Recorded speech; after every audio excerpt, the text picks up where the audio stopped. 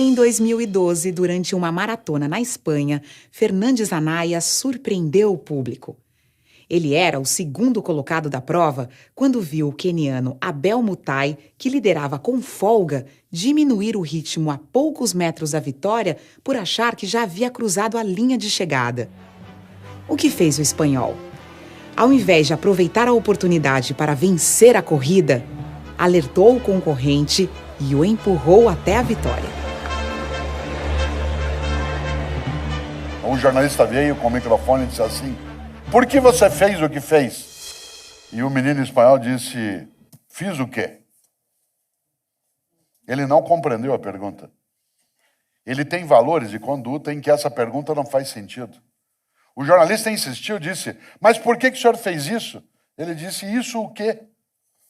Ele não compreendeu, ele não achou que houvesse outra coisa a fazer do que aquilo que ele houvera feito. O jornalista insistiu: "O senhor deixou ele ganhar?" Ele disse: "Eu não deixei ele ganhar, ele ia ganhar." Mas ele falou: "Então, mas ele estava distraído." Ele disse: "Então, se eu ganhasse desse modo, qual seria o mérito da minha vitória? O que é que eu ia pensar de mim mesmo, quieto, sem câmeras?" Aliás, ele disse uma coisa mais interessante: se eu subisse no pódio, no lugar de número 1, qual seria a honra da minha vitória? Qual seria a dignidade do meu sucesso? Mas aí ele disse a coisa mais bonita que eu vi em 2012. Ele disse: se eu fizesse isso, o que eu ia falar para minha mãe? Sabe por quê? Porque a mãe é o último reduto que você não quer envergonhar. Seja sua mãe quem for ou quem foi, se aquela pessoa que te deu a luz, isto é, que te trouxe ao mundo, se ela ficar com vergonha de ter te parido, é porque você não presta. Não presta para quê? Para conviver, para estar junto, para ser gestor público ou privado, para ser professor, para ser marido ou esposa, para ser amigo ou amiga. A mãe é o último reduto.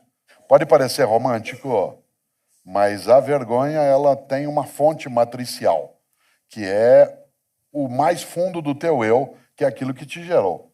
Não quero fazer aqui um tolo elogio à questão da maternidade em si. Eu estou falando de outra coisa. Aquilo que você não quer envergonhar. Immanuel Kant, grande filósofo alemão do século XVIII, tem uma frase que é estupenda.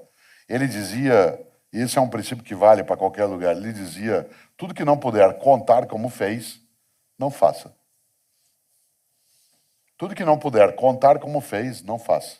Porque se há razões para não contar, essas são as razões para não fazer. Claro que ele não está falando contra sigilo e privacidade. Ele está dizendo: tudo que não puder contar como fez. Porque se alguém ficar sabendo, você vai ficar com vergonha de ter feito, então nem faça. Nesta hora, eu citei várias vezes algumas religiões. Me lembro, talvez, daquela que para mim é a mais forte expressão ética que já vi, que aparece numa das cartas do apóstolo Paulo dos cristãos. Está lá no capítulo 6, versículo 12. O apóstolo dos cristãos escreveu: tudo me é lícito, mas nem tudo me convém. Isto é, eu posso fazer qualquer coisa, porque eu sou livre, mas eu não devo fazer qualquer coisa. O que eu não devo fazer? O que torna imunda a minha história, o que mancha a minha trajetória, o que agride a minha comunidade, o que envergonha a mim mesmo, o que entristece minha mãe.